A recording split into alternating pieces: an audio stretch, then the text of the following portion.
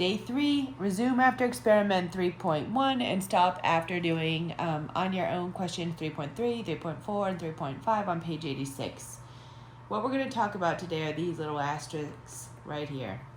Remember, we had asterisks on that equation, and that's because that equation is a little harder to use than the experiment led you to believe. You see, when you use a calculator to take the inverse tangent of a number, the angle it gives you as the answer is not always defined the same way that we would define it. In order to keep all of the vectors consistent, physicists like to always define the angle of a vector starting at the positive x-axis, right here. Your calculator, however, gives you the result of the inverse tangent function relative to the nearest x-axis, which is often called a reference angle, which might indeed be the negative axis.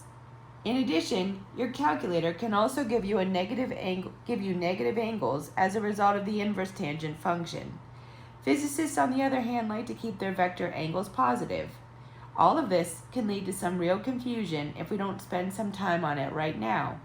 All right, so let's look at this. This is our Cartesian coordinate plane. We divided it into 4 regions. When you take the inverse tangent of a number, the definition of the angle that your calculator gives you depends on which of these regions the vector is in. If the vector is in region 1, so if you get your vector in this region right here, the angle that your calculator gives you is defined relative to the positive x-axis right here, just as physicists define it. Thus, if your vector is in region 1, the angle that your calculator gives you for the inverse tangent function is defined properly. However, if the vector is in this region over here, the angle that your calculator gives you is defined relative to this axis, not relative to this positive x-axis. So, in the Cartesian coordinate system, negative angles mean clockwise rotation, while positive angles mean counterclockwise rotation. So when a vector is in region 2, your calculator gives you the number of degrees clockwise from the nearest x-axis. Thus, if your vector is in region 2 and your calculator gives you a direction of negative 60 degrees, this is what it means. It means 60 degrees from this axis, or right here. We would be more interested in knowing what this angle is, right here. So the definition of an angle definitely does not fit with our definition of angle. As a result, we must convert it into our definition. It turns out that in both regions 2 and 3, so over here, if you simply add 180 degrees to the angle that your calculator gives you, you will have converted your calculator's answer to one that is consistent with our angle definition. If the vector is in region 4, over here, you must add 360 to the calculator's answer in order to get the properly defined angle. So in summary, this figure right here is something you're going to want to always pay attention to. It tells you what you must do in order to change your calculator's answer into the properly defined vector angle based on the region of the Cartesian coordinate system. All right. Now, something to remember here is these angles are exact. They have infinite precision, so they can never be the limiting factor for a significant figure problem. They have infinite precision. This figure, of course, does no good if you can't tell what region of the Cartesian coordinate plane your vector is in. Luckily, however, that is not a difficult task. All you have to do is look at the signs on the vector components. If the x component and the y component are both positive, the vector must be in region 1. So if x is positive and y is positive, then we are in region 1. After all, a positive x component indicates that you are to the right of the origin, this way, while a positive y component means that you are this way, above the origin. So you will be somewhere in here if your x and your y components are positive.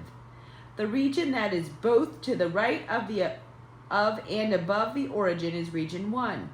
On the other hand, suppose that both components are negative. Since a negative x-axis over here means a negative x component, and a negative y component means below the origin or down here, if you have both x and y negative components, then you are going to be in region 3, since that is the only region that is to the left of and below the origin. Do you see how to do this? Following the same logic, if the x component is negative, that would be over here, and the y component is positive, that would be up here, then the vector must be in region 2. So if x is negative and y is positive, we're over here. And if x is positive and y is negative, then we're down here in region 4. Now, if all of this has sounded a little confusing, don't worry. Let's go ahead and work on your own 3.3 and 3.4. All right, 3.3. The velocity vector of a car has an x component of 23 meters per second and a y component of 11 meters per second. What are the magnitude and direction of the velocity vector? So we can look at this in two different ways. The magnitude, the x component is 23 meters per second. That is a positive number, so we know that it's going to go this way. So the vx component here is 23 meters per second. The y component is also positive. So once again, we know our vector should be in region 1. Our y component right here is 11 meters per second. So let's go ahead and solve for the magnitude, which is v sub x squared plus v sub y squared, and then the square root of that total. So the magnitude is the square root of 23 squared plus 11 squared. I've done the math for you just to make sure that you're doing your calculator correctly, which then is the square root of 650 meters squared per second squared. When we take the square root of that, we get 25.49509 meters per second.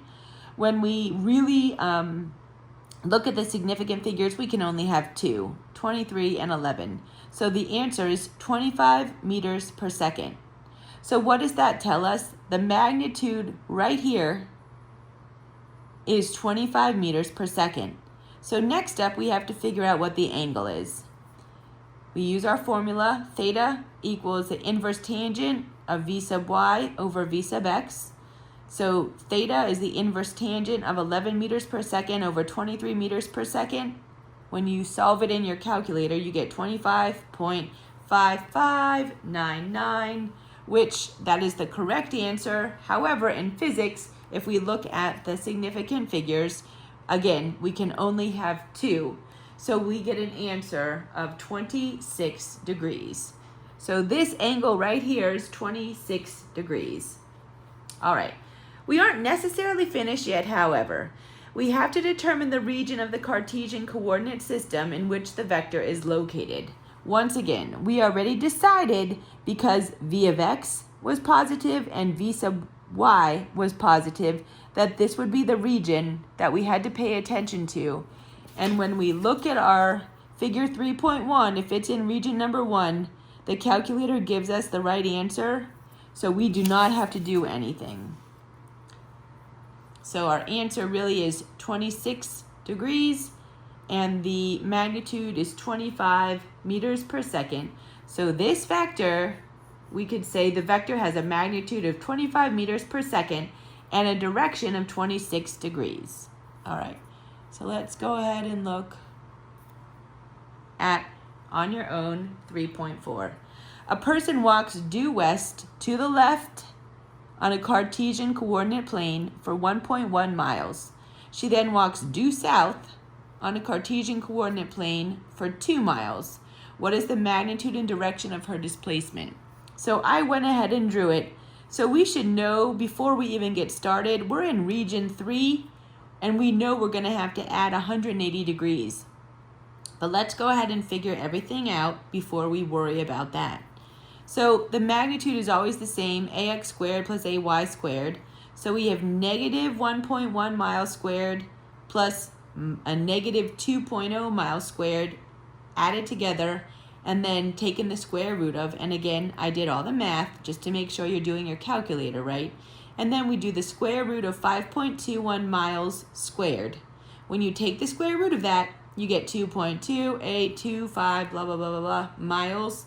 We know we can only have 2 significant figures, so the magnitude of this vector is 2.3 miles. So let's go ahead and look at the angle. We're trying to get this angle right here. We take the inverse tangent of AY over AX, and we get 2 miles over 1.1 miles, inverse tangent of that, and we get 61.18926 da da da da da da. Miles cancels out, we're left with 61 degrees. So it's telling me right now that this is 61 degrees, but we know because it's in this region, it's 180 plus 61 degrees, because we as physicists want to reference it from this angle. So we want to figure out, let me get a different color. We want to figure out what this angle is. So our answer is 241 degrees for on your own. So the vector has a magnitude of 2.3 miles and a direction of 241 degrees. Is determining a vector's components from its magnitude and direction. Believe it or not, there's only one more thing we need to learn regarding vectors and their components. We know how to get the magnitude and the direction of a vector if we have its components. But how do we go the other way? How do we get a vector's components if we have its magnitude and direction? So what this is asking us is, if we're given theta and we're given A, how do we find AX and AY? So you should remember from trig that the sine of theta and the cosine functions are sine is the opposite over the hypotenuse, so that is the opposite, AY over A, and cosine is the adjacent over the hypotenuse, or A sub x over A. When we rearrange to figure out what AX and AY is, we multiply both by A, and we get AY is A times sine theta, AX is A times cosine theta. On your own 3.5, an acceleration vector has a magnitude of 55 meters per second squared and an angle of 300 degrees. What are its x and y components? All right, so we're given just this information. So I drew my Cartesian coordinate system, and I decided that 300 degrees would be referencing this from this point. So here is 90 plus 90 is 180. Plus 90 is 270. So a little sliver into here, 30 degrees into here. So I know that I'm already dealing with the fourth quadrant right here. Okay.